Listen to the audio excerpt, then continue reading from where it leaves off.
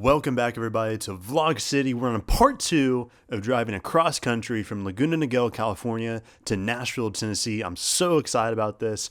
If you're new here, go ahead and hit the subscribe button. I guess if you want to, it would help me out a lot. It helps me keep making these videos because YouTube algorithms and stuff. So that would be greatly appreciated. Anyways, got the morning started around 7 a.m. Got up, got some coffee, had a nice little shower, got strapped in or suited up.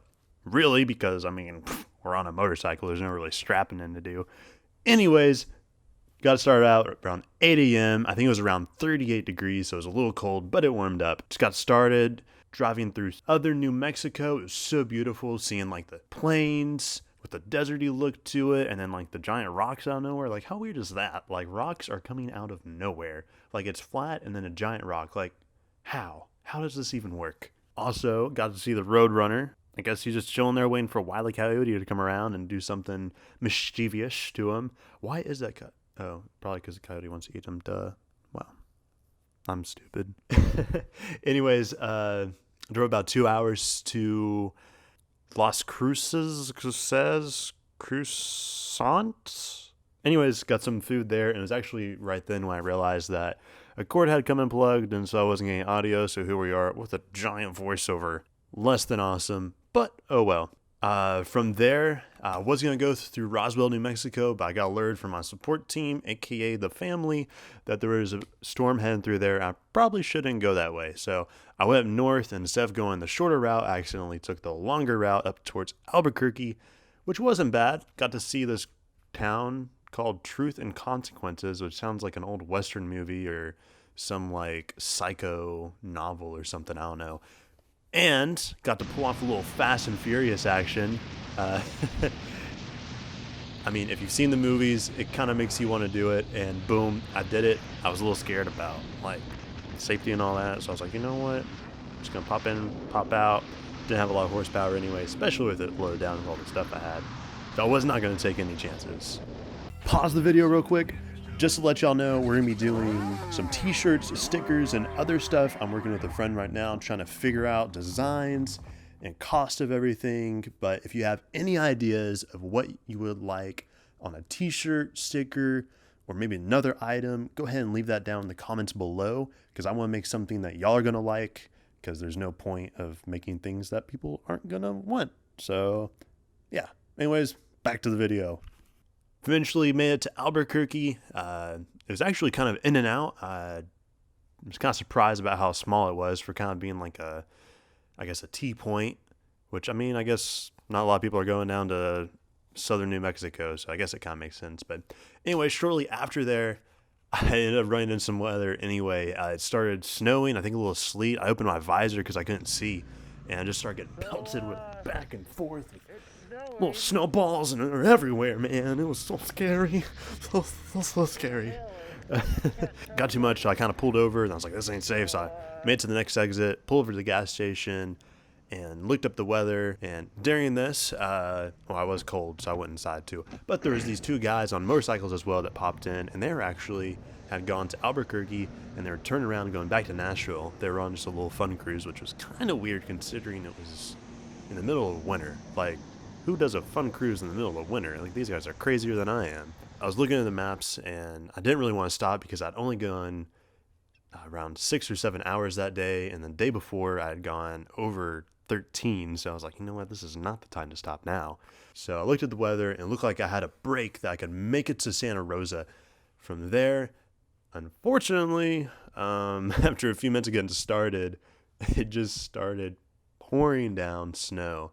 Like, I could not see anything. I was having to, like, wipe my visor constantly with one hand while gassing it with the other. I just couldn't see anything. It was, like, white out. So I was wiping, just stuck behind this car, and, like, we just kind of cruised out of it. And I think it was just really, like, a bunch of precipitation on top of this mountain. So once we got to the other side, it started raining, and it cleared up.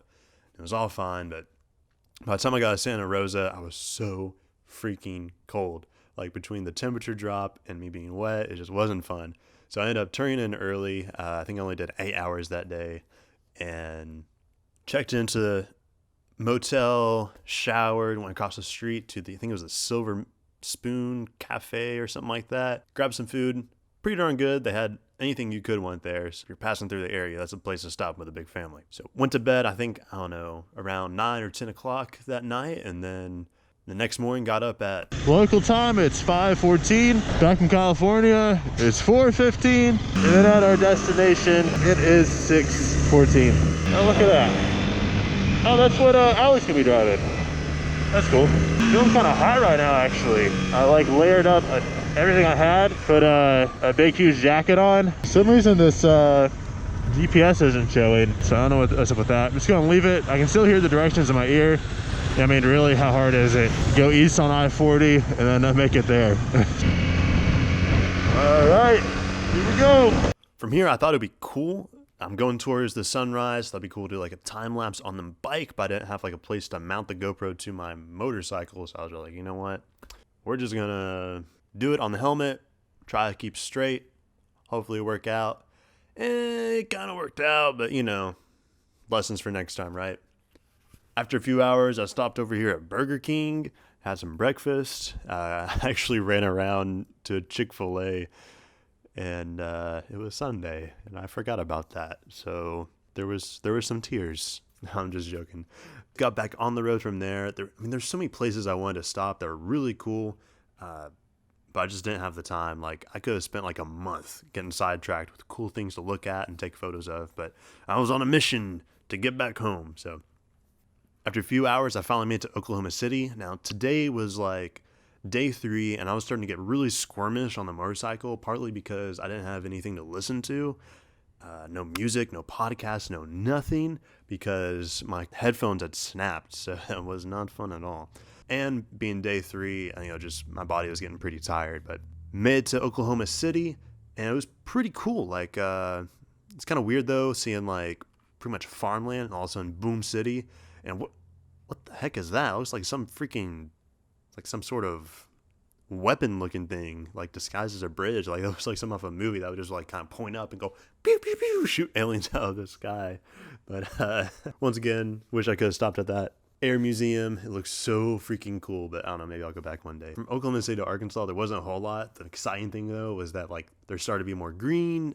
Trees started popping up, which meant I'm getting closer to Tennessee, which is, the part I'm in is like pretty much all trees. And I wish I got on video, but there was this guy in this truck that was going like pretty fast down the interstate. He had this low trailer, so I was able to jump behind him on the bike and like be able to at like little to no throttle and just cruise behind him because of the draft was just going all around the bike. So it was taking no power to go like 80 miles an hour. It's so freaking cool. But anyways, after such a long freaking drive, we made it to Fort Smith, Arkansas, which is where I have some family.